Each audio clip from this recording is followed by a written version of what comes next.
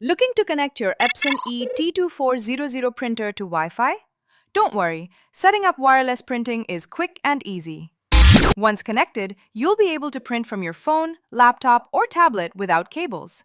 So let's begin the setup process. Welcome to Print Smart Help. If you need instant support, you can call the number on your screen. First, check that your Epson printer is powered on and ready. Now, press and hold the Wi-Fi button and the information button together for about 5 to 6 seconds.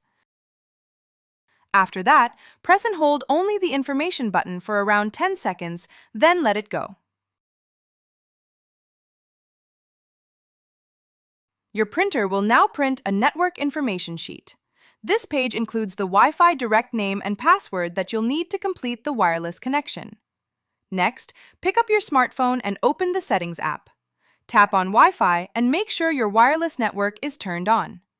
From the list of available networks, select the printer network that starts with Direct.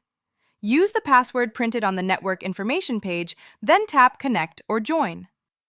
Give it a few seconds and your phone will connect successfully to the Epson printer. If this video helped you, don't forget to like the video and subscribe to Print Smart Help for more printer tutorials.